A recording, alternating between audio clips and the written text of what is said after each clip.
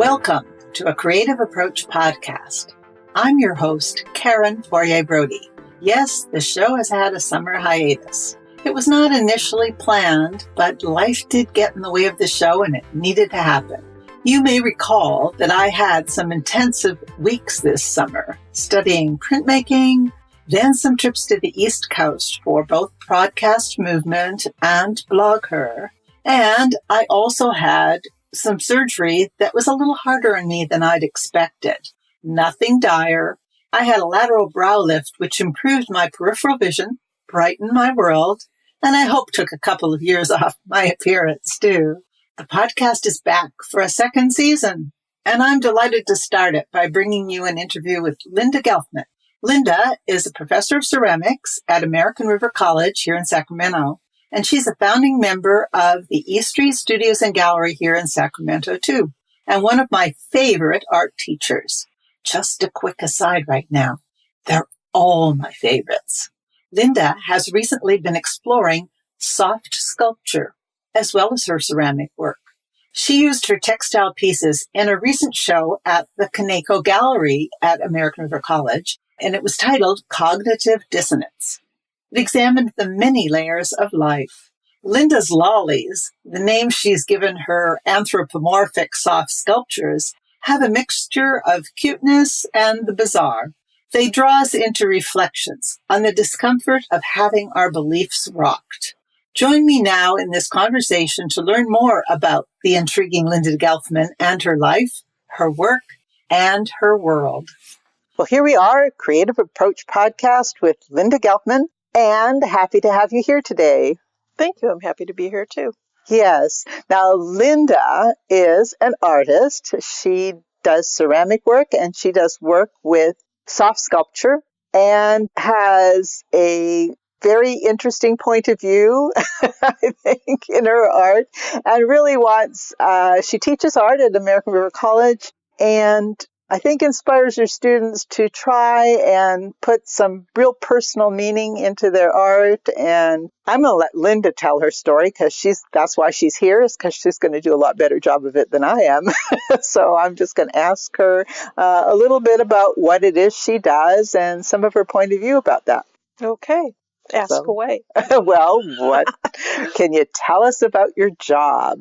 Well, I teach at American River College. I've been there for about 17 years or so. I teach ceramics, all aspects of ceramics. I teach beginning and intermediate, just regular clay. And then I have a mural class where we've been inhabiting the school with ceramic bas-relief tile murals. That's a really fun class. It's just getting everybody interested in participating in creating art.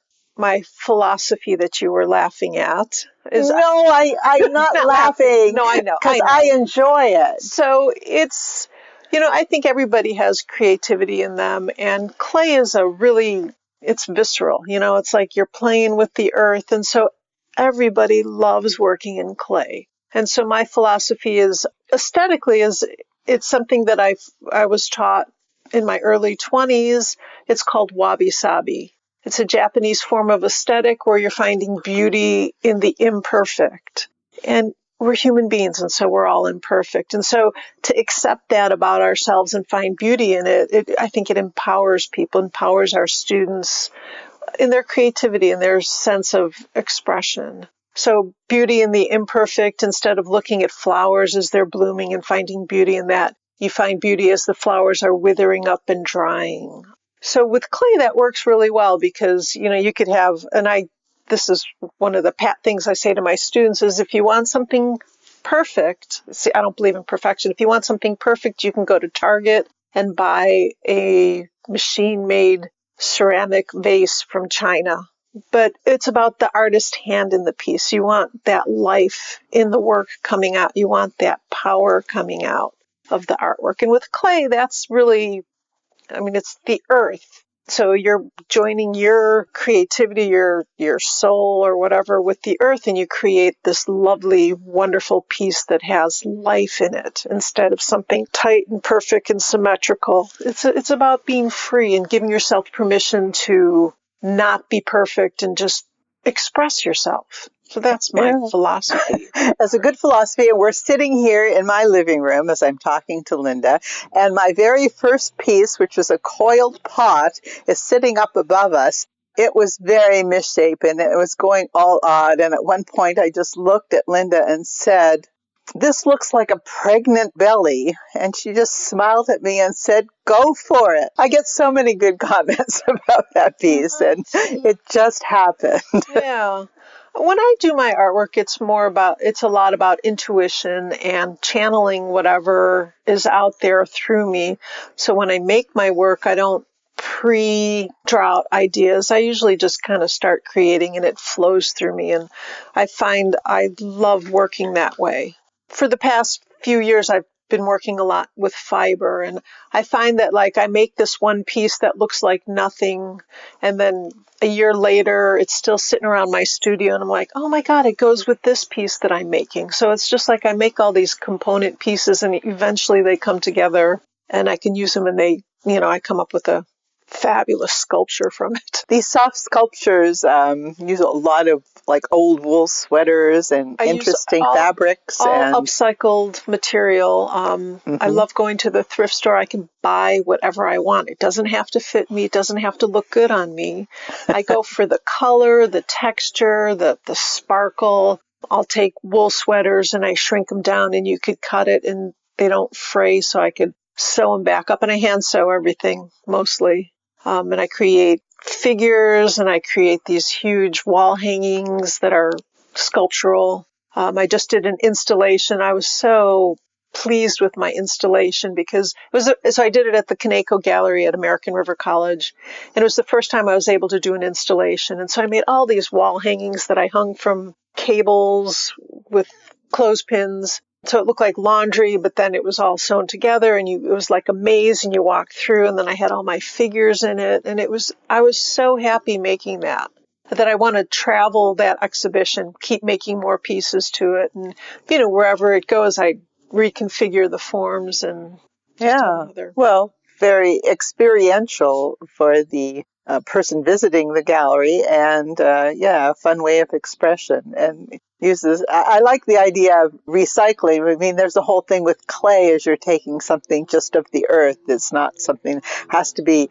manufactured per se, except when you're firing it. Right. And then even the glazes are organic, although some are a little toxic because they're chemicals. But, once they're fired, they're fine and you can use them. And of course, when it comes to ceramics, they basically last forever. Forever. I'm walking around in Greece, and you're walking on pieces of pottery that have been there for thousands of years, and it's just an experience when you see that, and then you've been making pottery and you say, I'm really going to have to smash that piece to smithereens or it's forever. Yeah. So I worked in ceramics from 1987 till about 5 years ago, and I loved clay, and I never even fathomed that I wouldn't be working in clay the rest of my life. And I'm still making pieces. I mean, I still work in clay when I work at school. I still love clay, but it's really interesting working in fiber. I know the clay informed how I create my forms, so I'm able to do them in fiber. It's just really interesting switching materials and mediums, and it's all the same in a way. Yeah, it's sculpture. It's sculpture. Three-dimensional. It has except the fiber is way lighter, and if you drop it, it bounces instead of shatters. But then again, also it's not as forever as the clay. But right, yeah, I'm not forever either. So good philosophy. Yeah. Yes, we aren't forever, but it is nice to think of art enduring for a while. And fiber does. Fiber does. I mean, look, it's still. You got to be a little careful about the moths and things. Things can happen to all sorts of stuff. So we were talking about switching ceramic to just doing sculpture in general. I want to go a little further in that in a bit, but why don't we just get started maybe with where did art start entering your life? Were you always making things and playing in mud puddles as a kid or something? What's the deal? I was always making things as a child. I remember one time my best friend, she had a sandbox, and it had gotten all wet and muddy, and I came home just covered in sand and clay. And I just remember my mom washing my arms off in the kitchen sink. And, what are you doing?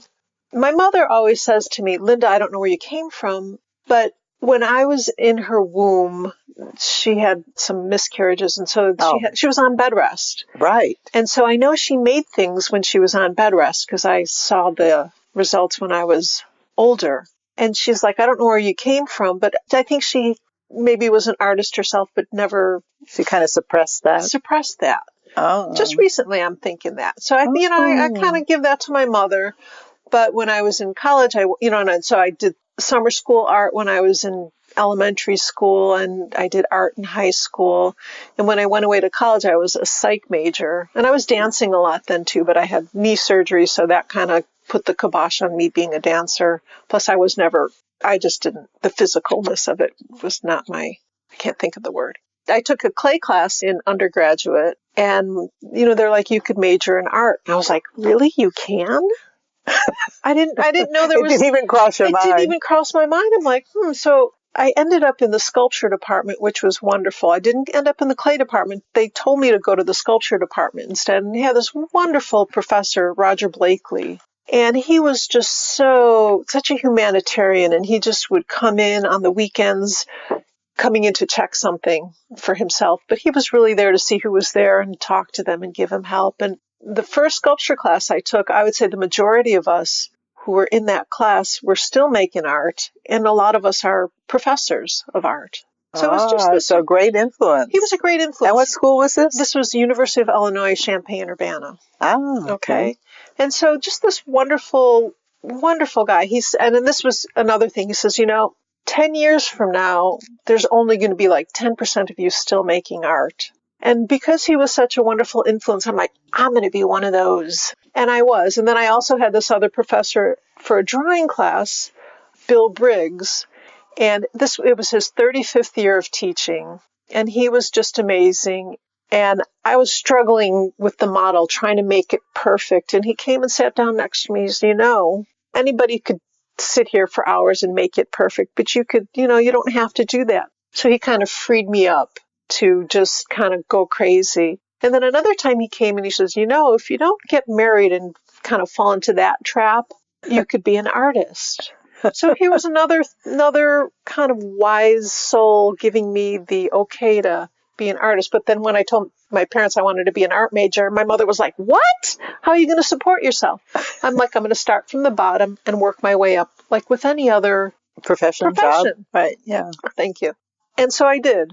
And my dad was like, my mother's name's Florine. Florine, leave her alone. She's going to do what she wants to do anyway. I love my life. My life I've been blessed with following my passion. I think it's really important. You find something you love and you follow your passion. And then that way that's how you could best help and serve humanity, is if you follow your passion and you give back that way. And so I always knew I wanted to teach because of my first professor, because he was inspired you. Yeah. He inspired us. So I went to undergraduate, and then I worked in the art world. So I'm from a suburb of Chicago. And so afterwards I went back and I lived in the city of Chicago, and I worked all these wonderful art-related jobs. I worked for other female artists as artist assistant. Wonderful. Because, maybe that might have been a little harder to determine maybe back at the time. I don't know. I fell into this group of women artists who did paper making, because I was doing paper making back then, and sculpture. And so I worked in the paper press gallery. I was the lab assistant. A friend of mine from undergraduate, she was in grad school. She had gotten the sculpture commission, Sculpture Chicago, and so we worked outside making this huge adobe wall. I just went from art-related job to art-related job. What else did I do? So working for artists. Oh, you talked to me about installing art. So that... Oh, that's later. No. Well, I did some installation. I worked with this lady who installed prints in lawyers' offices, and it was always really landscapes. And so we did that, went into these corporate places and installed art. And then I hooked up with Lil Street Studios, it was a ceramic studio in Chicago. And there I taught some classes, some kids' classes. That was horrible, but it was good. I mean, it's like with kids, you have like 5-minute attention span. And the first time I went in, I'm like, we're going to do this and this. And like 10 minutes later, they were all done with that. And I had another hour to entertain them. But I like working with adults better. So then Lil Street Studios, and they're still like the biggest ceramic studio in Chicago. And they were a wonderful support system group of people, artists. And so that's when I met a man named Jim Correttis, who was from Sacramento. He was doing a residency there. And he suggested I apply to grad school at Sac State. So from there, I went to California and just had a great experience at CSUS. Had great other graduate students. The professors there were kind of tired except for a couple, but we supported each other and I was there, I made art, I stayed extra years. It was really cheap back then. I think I paid $250 a semester. You got studio space, you got classes, and found free clay. And so it just, Awesome. It was like this bacchanal for 4 years of making art. I stayed another semester, a couple. Yeah. So that was really fun. And then I went back to Chicago, and that's when I did art moving. Art installation, working for galleries. And so that was a wonderful job. Icon art movers, where you'd go into people's homes who had these fabulous art collections, and you'd walk around and, you'd be drooling and hanging art, or you'd go into galleries and museums. I worked for the Museum of Contemporary Art, just a whole bunch of different stuff. And then I got this great job. I ran into this woman at a party, and she was head of the ceramic department at the Art Institute of Chicago. And she's like, yeah, we're looking for someone to kind of take care of the studio spaces on the weekends and at night, because the students were hurting themselves because they didn't have an adult hanging out. Right. So I worked Saturday and Sunday for like 11 hours a day, just kind of hanging out at the Art Institute. And I made my art there too, because what else are you going to do but that? And I practiced teaching. There. Because Sac State, I TA'd, and here I practiced teaching, and I made art, and I was voracious with clay. Summertime, I didn't have a studio to work in clay, and when I get back in September to the Art Institute, I just was like, clay! So I worked there for 4 years, and then I also moved art and worked in a gallery. So I didn't have a full-time job till I was teaching at ARC. So I always cobbled together. And that's American River College, where you're teaching River now. College, yeah. I was able to make art and make a living. And then I moved back to Sacramento because I missed it so much. Then I hooked up with Sacramento Metropolitan Arts Commission, the Art and Education Program. And that was another thing. I just went into the office just checking it out one day with a friend of mine. And this woman's like, I need a couple artists for this one project. Can you do it? It was just so bizarrely out of the blue. Serendipity works for a lot of people I've interviewed. So, yes. And synchronicity. Yeah. And so I worked in a couple of the junior high for a project, and that made me realize I don't want to do junior high. I worked a couple of high schools doing ceramic murals. So I kind of taught myself how to do ceramic murals. And then, thank God, I got the job at American River College. Well, we're glad. Diane Ritchie Ward, who I went to graduate school with, called me up one day and said, Linda, they're looking for someone in the ceramic department at school. So graduate school, they tell you that's where you make all your good connections. And she helped me get a job there. Oh, wonderful. So that was really wonderful. And so I've been there ever since. I love teaching. I love doing ceramics. And then I started doing fiber. And I felt like I was cheating on clay when I started doing my fiber art. I really felt bad. I'm like, I thought I'd never not do clay, but I'm having so much fun working in fiber. Now, have you taught any classes in fiber sculpture? I have not. I'm thinking of maybe writing a new curriculum with the fashion department, because I also do upcycled clothing. I make clothing too, and purses and hats. I don't know if I know how to teach a class in it. I don't know. So many years of just doing the ceramic teaching. It's easy. I'm doing figure sculpture this semester, though, so I'm excited about that. That's wonderful. I've always done figure sculpture. My art is based in the figure, so I love teaching figure sculpture. Yeah, because even your soft sculptures, there's a lot of figurative things, and including the murals. Yeah, that's cool. So figurative sculpture. Some of the things you're talking about, well, you mentioned to me before we started doing this interview that I'm going to go back to that job you did where you were installing art in people's homes and how you felt about seeing all this wonderful art around you all the time. So there was this one home, and they were big contributors to the Art Institute Yeah, I think they even had wings in the Art Institute. And so I walked into this home, and it was floor to ceiling, wall to wall art. Antiquities from India, from Greece, Picasso's, clays. I mean, just all this crazy art. You walk in and you could see there was like a fireplace that was see-through, and they had an indoor pool, and they had this huge sleigh carved out of stone, doors from temples on their doors. And I was just like, oh my God, look at all this art. And we were packing up Native American artifacts to go to Christie's or Sotheby's. I'd be like, oh, we need some more tape. I'll go get it from the truck so I could just look at this art. And I felt, oh my God, I never want to make art again because there's so much art in the world. But then I realized there is art all over the city in these homes, from really, really wealthy people to people who live in these smaller condos, but all they spent their money on is art. So triple stacked all the way up to the ceiling, paintings and sculpture. So I realized art is really appreciated. So even though I felt like, oh my God, I don't want to make art, I'm like, well, if I make it, it could go somewhere. But now my studio is like those places, floor to ceiling, wall to wall with art. Well, as you notice, even in people's homes. Well, my home too. Yeah, so it's nice. So you said everybody has that who's an artist, because you like other people's work, and then of course you put your own up too. Absolutely. So, but that was a great job, because you go into galleries, you go into museums, moving art, and so you'd see behind the scenes, you'd see artwork that's not out a lot. Or when I worked for the Museum of Contemporary Art, I get to go to the place where they store the art, and you'd see all these wonderful sculptures and paintings that not everybody gets to see. Yeah, because they're only brought out occasionally. Yeah. Because as you said, there is a lot of art, but that should not inhibit us from making it.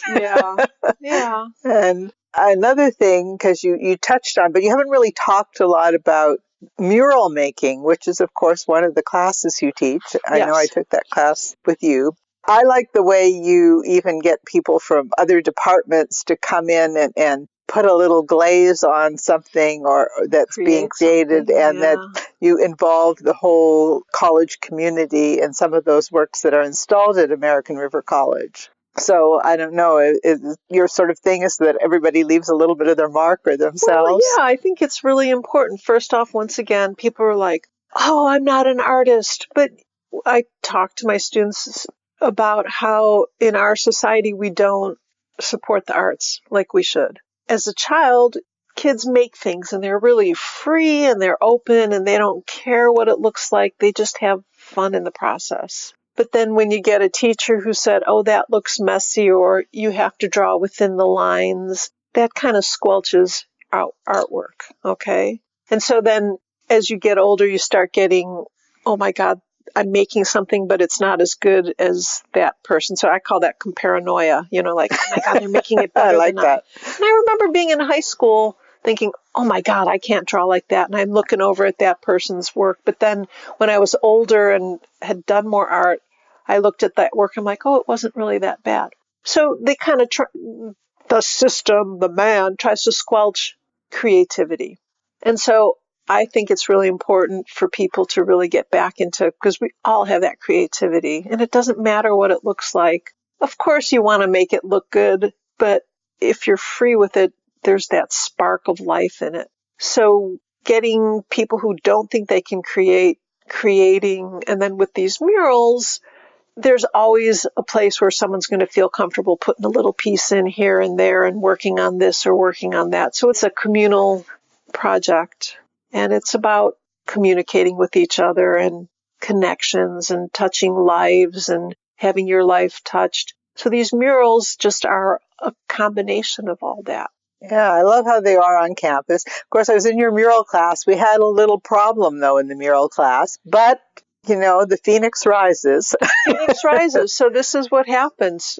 In the fall of 2016 was a tumultuous time, I felt, with the elections and everything. And we had this beautiful mural that was kind of an ode to the fine and applied arts department at American River College. So there was one panel for the visual arts, one panel for music and theater, one panel on the interior design and fashion. And the panel you were on was for the culinary arts. And it was bas-relief, and we were paying tribute to some of the professors and people who have been in the department and passed away, and just the love of the art department. And we were kind of running late, and I've never done this before, but I turned the kiln up too quickly and exploded the pieces in the kiln. So I would say maybe a third of the pieces were trashed in shards. And it was an explosive time. So I think it was just like the world. It was just what the world was, everything, the United States, everything can we be political in this? Of course. Okay.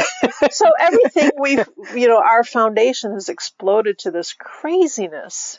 Okay. So we ended up glazing the pieces at the end of the semester of those that were left over. And I just couldn't deal with it until this summer. Okay. I was like, I have to do it. So got some people together. I reconfigured it, and I thought, what symbol do I want coming out of this? Because I couldn't put it together to make it the way it was. So a Hamsa.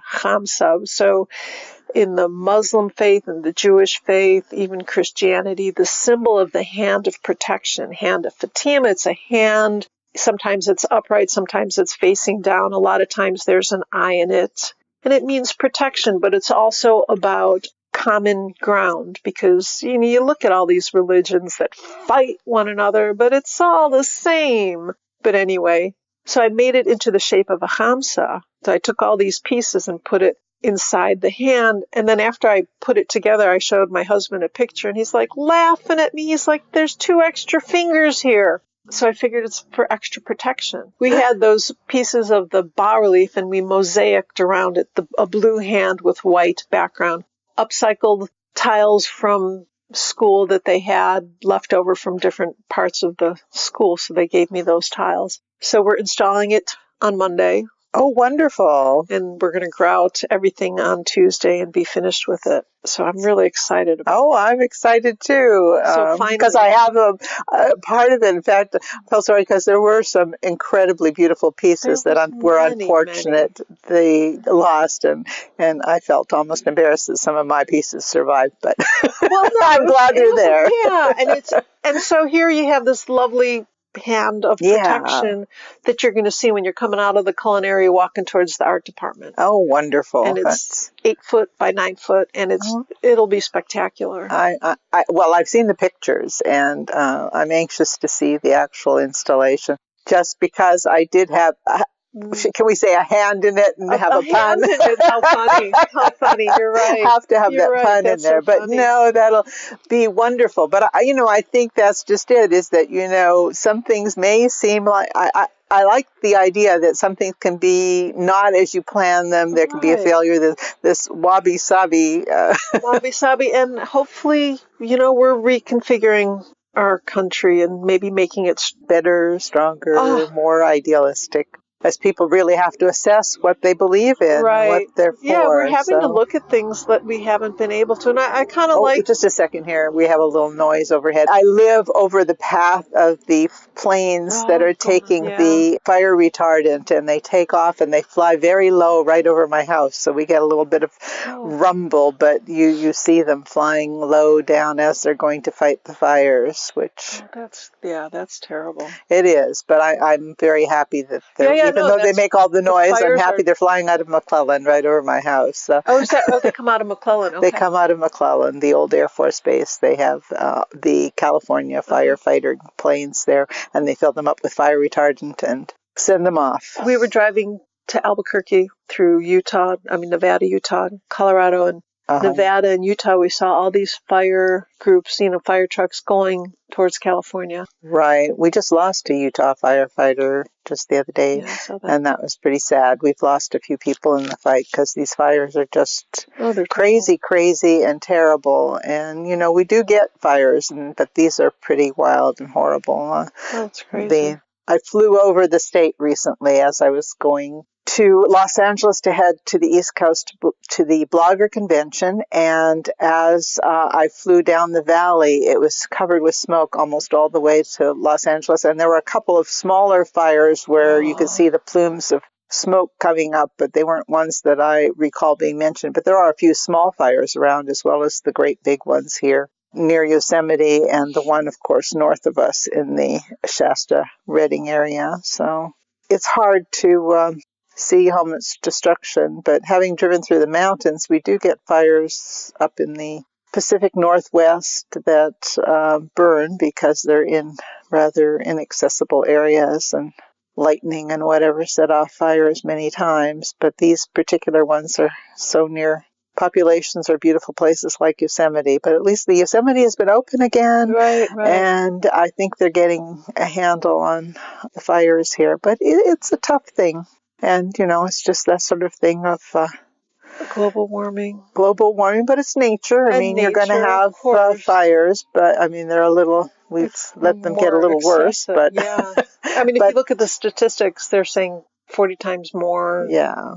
And I expect we'll have many more ahead. So that is something. But anyhow, that was the noise, and that's what diverted us here a little from the topic. The last mural I did before the one that exploded was rain dance because of the droughts here, and we made all these raindrops, and it helped the rain for a little while. I would hope to think. Yeah, I did. I think when there was that terrible fire up in Fort McMurray, I did a photography-based piece about the dragon and the snow. It's some sort of Eastern thing that I found, and I kind of got into Photoshop and came up with this whole idea of doing some art. So I guess some of these things do inspire us. Well, yeah, I think as artists, we take in all that's happening in the world, try and make sense of it. And at least for me, I try and you try and make sense of it, and you try and put it out in some form of expression of yourself. Yeah. Right? And I always try and take the healing bent. Yeah. Just to, like the installation I made, I kind of felt like it was a big hug. Right, with the soft fabric and having to walk through the just maze. to make it a safe space for anybody to come in and just kind of maybe get out of their head and just experience another world and make it soft and comforting. We were in Albuquerque and we went over to Santa Fe and went to the Meow Wolf. Have you heard of Meow Wolf? No. It was this group of artists who came and they had this huge warehouse and they created the House of Eternal Return. Okay. Oh. So you walk in and they created this whole Victorian house within this warehouse setting. They'd have secret passages. There was a lot of black light and fluorescent lighting, all these different rooms. And there was a story that went on with it.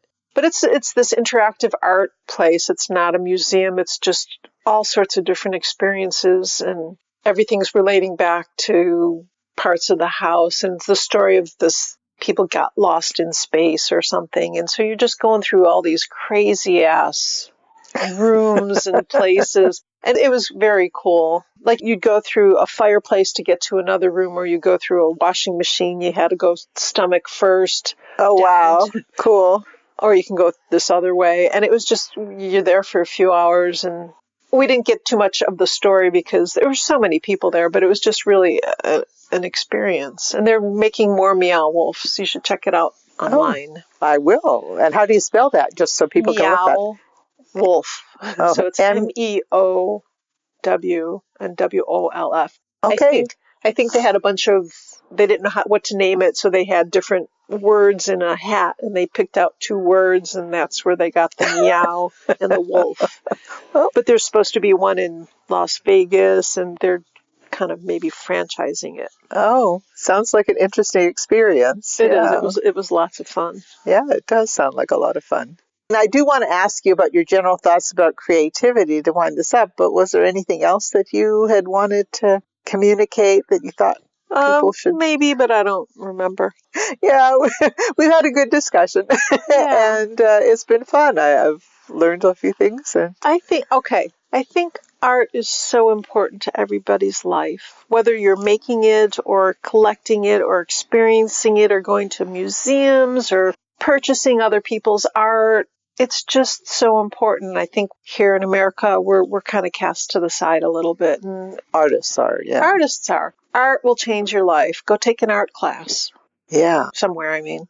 Right. Well, I know a lot of people who listen to this are artists and crafters because, my origins are in scrapbook world, which is, an interesting way of pulling together art and journaling and photography and storytelling. And that's why it really appealed to me, is because I could create little stories about my life and my family, but led me into regular fine art, which, is a path. So you never know where things are going. But yeah, I think that when I meet crafters who make things and knit and sew and design beautiful things. It feeds your soul. And working with your hands, it feeds the soul. I think if everybody did a little art, there'd be no more wars, no more confusion on whose God is better than the other. Yeah, and that people would realize that it's okay to be different. And it's okay to be different. Yeah, because that makes us unique and wonderful. Better to be different. Yeah, exactly. But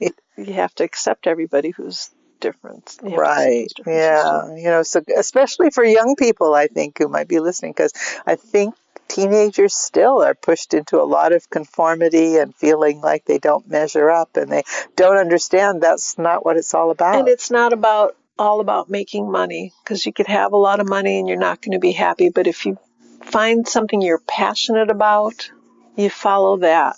And that's more important. It's about being creative. It's about being passionate.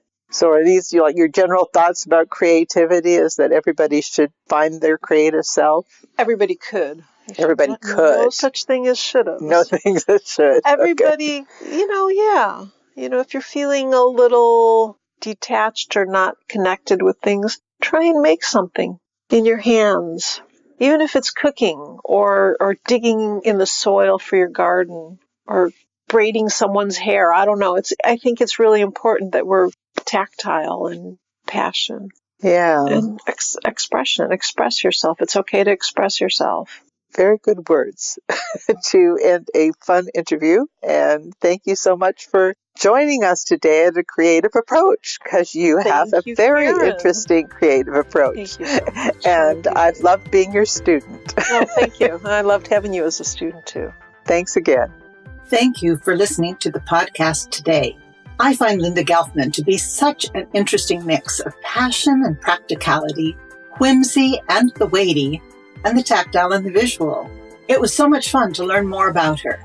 And you can learn even more about Linda and visit her studio at the E Street Gallery in Sacramento. Links to the E Street Gallery webpage and Facebook page are available at www.acreativeapproachpodcast.com. While you're there visiting Facebook, please join our Creative Approach podcast page. Your questions and feedback on the show are welcome on our Facebook group page, so do join there as well. Just a reminder to you to become a subscriber to A Creative Approach podcast on your favorite podcast platform if you've not done so already. The podcast is available on most, including Apple Podcasts, Spotify, and Castbox.